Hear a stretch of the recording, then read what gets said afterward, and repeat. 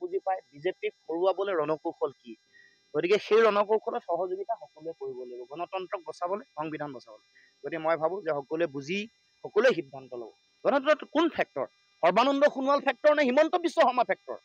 Narendra Modi factor নে মানে Amit Shah factor? Factor জনসাধাৰণ, জনগণে ইচ্ছা কৰিলে সিংহাসনত আৰোহণ কৰাব পাৰে আৰু জনগণে ইচ্ছা কৰে সিংহাসনৰ পৰা চুচৰাই আনিব পাৰে। এইটো জনতাৰ শক্তি গণতন্ত্ৰত। এই শক্তি যেতিয়া উমান নাপাব, যেতিয়া উপলব্ধি নকৰিব, তেতিয়া অহংকাৰী হ'ব, স্বেচ্ছাচাৰী হ'ব, ক্ষমতাত হিতাহিত জ্ঞান হেৰুৱাই গণতন্ত্ৰ ধ্বংস কৰিবৰ কাৰণে যিকোনো কাম কৰিব।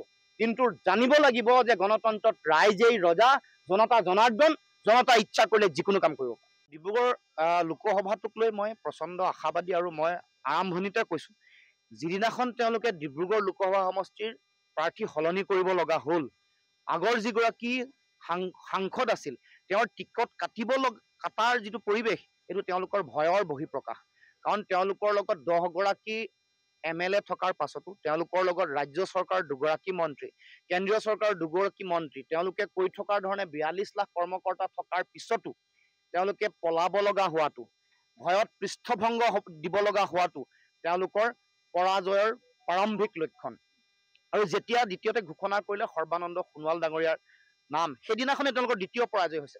কাৰণ আমাৰ জাতিটোক আটাইতকৈ বেছি কোনে অন্যায় কৰিছে সাম্প্ৰতিক সময়ত? আটাইতকৈ বেছি যদি অন্যায় কৰিছে সৰ্বানন্দ সোণোৱাল।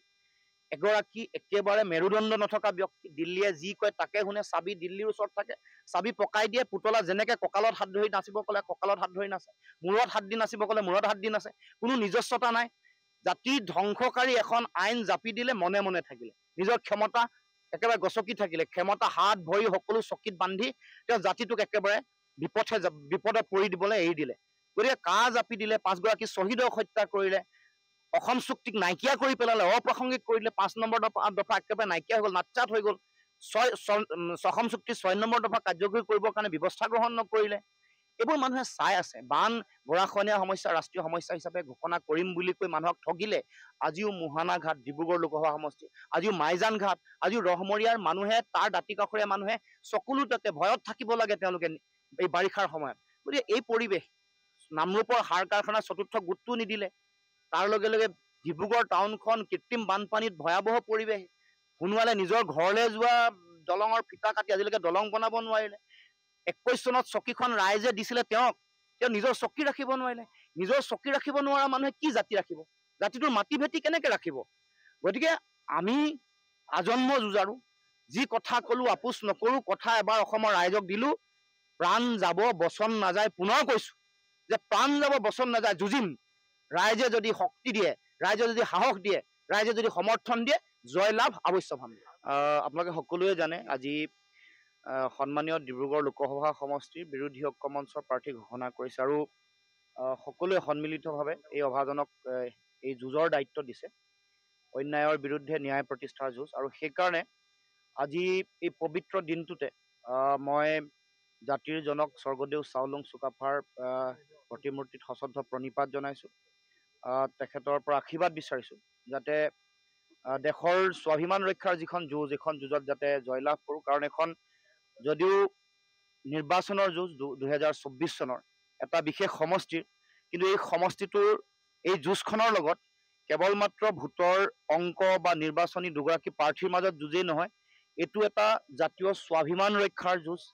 এই যুঁজখন এখন মানুহৰ প্ৰতি কৰা অন্যায়, অবিচাৰ, মানুহক বিশ্বাসঘাতকতা, প্ৰতাৰণা কৰি জাতিটোক কৰা প্ৰচণ্ড অন্যায়ৰ বিৰুদ্ধে জনগণৰ যুঁজ। গতিকে এই যুঁজত যাতে মই জয়লাভ কৰোঁ আৰু স্বৰ্গদেউ চাওলুং চুকাফাক আমি সশ্ৰদ্ধ প্ৰণিপাত জনাই তেখেতৰ পৰা আশীৰ্বাদ বিচাৰি এটাই কথা ক'ব খুজিছোঁ যে আমাৰ যি দেশত যি সংকট আহিছে, গণতান্ত্ৰিক সংকট, সংবিধানৰ প্ৰতি সংকট, মানুহৰ মাজত সাম্প্ৰদায়িকতাৰ বিষবাস্পই এনেকুৱা এটা পৰ্যায়লৈ পাইছে, সকলো জাতি জনগোষ্ঠীৰ মাজত বিভাজন সৃষ্টি হৈছে। মানুহৰ মাজত পুৰণা যিটো মানৱীয় প্ৰমূল্য, ঐক্য, সমন্বয়, সম্প্ৰীতিৰ বৰ ভেটি যিটো স্বৰ্গদেউ চাওলুং চুকাফাই প্ৰতিষ্ঠা কৰিছিল, তাৰ ওপৰতো দিনে দিনে আক্ৰমণ হৈছে, প্ৰত্যাক্ৰমণ হৈছে। হিন্দু মুছলমানৰ নামত মানুহৰ মাজত ঘৃণা সৃষ্টি কৰা হৈছে। এই আদৰ্শ স্বৰ্গদেউ চাওলুং চুকাফাৰ নাছিল। তেওঁ 7 ৰাজ একত্ৰিত কৰি 1 ৰাজ ইয়াত গঠন কৰিছিল আৰু সকলো জাতি জনগোষ্ঠীক সমান মৰ্যাদা দিছিল, সমান অধিকাৰ দিছিল। কৰ্ম বিভাজনৰ যি আদৰ্শ নীতি আছিল, সেইটো অসমৰ সমাজ জীৱনৰ কাৰণে এটা অনুপম উদাহৰণ। আৰু সেই আদৰ্শ যাতে পুনৰ আমি ঘূৰাই আনিব পাৰোঁ। যি জাতীয় সংকট আহিছে, জাতীয় স্বাভিমানৰ ওপৰত যি আক্ৰমণ হৈছে, জাতিটোৰ ভাষা কৃষ্টি সংস্কৃতি নিশেষ কৰাৰ লগে লগে অসমৰ মানুহৰ যিটো আধ্যাত্মিক যিটো চিন্তা চেতনা তাৰ ওপৰতো আগ্ৰাসন চলিছে। সাংস্কৃতিক, ভাষিক, আধ্যাত্মিক আগ্ৰাসনে জাতিটোক বিপন্ন কৰি তুলিছিলে। তেনে প্ৰেক্ষাপটত এইবাৰ এই যুঁজখনত আমি পৰাভূত কৰিব লাগিব এই অশুভ শক্তিক। গতিকে আমাৰ বিৰোধী শিবিৰৰ বিজেপি দলৰ তেওঁলোকৰ যি ভয়াৱহ সাম্প্ৰদায়িক কূটকৌশল, বিভাজনৰ নীতি, ঘৃণাৰ ৰাজনীতি, তাৰ বিপৰীতে আমি স্বাভিমানৰ ৰাজনীতিৰে, স্বাভিমানেৰে জাতিক উদ্বুদ্ধ কৰিব লাগিব। স্বৰ্গদেউ চাওলুং চুকাফাৰ সেই সাতৰাজ একত্ৰিত মাৰি একৰাজ কৰাৰ যিটো আদৰ্শ, সকলোকে সমন্বয়ে লোৱা, সকলোকে মৰ্যাদা দিয়া আৰু মানুহৰ মাজত বিভাজন সংকীৰ্ণতা নাইকিয়া কৰি স্বাভিমানেৰে মূৰ দাঙি যাতে অসমীয়া জাতিসত্তাই জীয়াই থাকিব পাৰে, মেৰুদণ্ড পোন কৰি যাতে জীয়াই থাকিব পাৰে। যি ধৰণে আমাক নিশকতীয়া কৰিবৰ কাৰণে বিভিন্ন ধৰণৰ কাম কাজ কৰিছে, কাহ জাপি দিয়া হৈছে, বিদেশী বোজা জাপি দিয়া হৈছে, অবৈধ বিদেশীৰ আগ্ৰাসনৰ ফলত আমাৰ মাটি ভেটিটো যাবই, ৰাজনৈতিক অধিকাৰো কাঢ়ি নিব। 10 লাখ হলে প্ৰতিটো সমষ্টিত 25,000কে যদি জাপি দিয়ে, 40টা সমষ্টিত বিদেশীৰ হাতত নিৰ্ণায়ক ক্ষমতা যাব। 40টা সমষ্টিত বিদেশীৰ হাতত নিৰ্ণায়ক ক্ষমতা গলে আৰু 24টা সমষ্টি কোনোবাই পালেই চৰকাৰ গঠন কৰিব পাৰিব। আমাৰ লাখ লাখ নিবনুৱা যুৱক যুৱতীয়ে চাকৰিৰ কাৰণে হাহাকাৰ কৰি আছে। চৰকাৰী পঞ্জীয়নকৃত নিবনুৱা হ'ল 18 লাখ, বেচৰকাৰীভাৱে 25 লাখ। 25 লাখ নিবনুৱাই চাকৰি বাকৰিৰ কাৰণে হাহাকাৰ কৰিব লগা হৈছে। 1,37,000 নিবনুৱা প্ৰতি বছৰে অসমৰ পৰা ওলায়। এতিয়া আমাৰ ছাত্ৰ ছাত্ৰী, যুৱক যুৱতী, আমাৰ ভাই ভনী এইসকলৰে চাকৰিৰ সংকট, তাৰ পিছত বিদেশীৰ মাটি আনি ৰঙাদৰি চাপাৰি নাগৰিকত্ব দি তেওঁলোকৰ ল'ৰা ছোৱালীক চাকৰি বাকৰি দিব খুজিছে।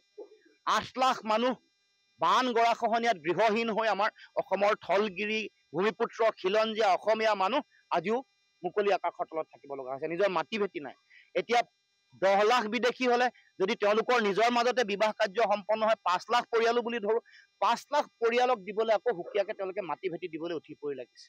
গতিকে এই যিটো জাতীয় অন্যায় প্ৰচণ্ড কৰিব খুজিছে, প্ৰচণ্ড জাতীয় অন্যায়, ইয়াৰ বিৰুদ্ধে মাৰ বান্ধিব লাগিব। আৰু সেইকাৰণে এইবাৰ লোকসভা নিৰ্বাচনত ডিব্ৰুগড়ৰ পৰাই সেই যাত্ৰা আৰম্ভ হ'ব। আমাক কৰা অন্যায়, জাতিটোক কৰা প্ৰচণ্ড অন্যায়ৰ বিৰুদ্ধে আমি এইবাৰ ইয়াৰ পৰাই শক্তিশালী বাৰ্তা দিব লাগিব। ৰাইজে দিব, ৰাইজে সাজু হৈছে।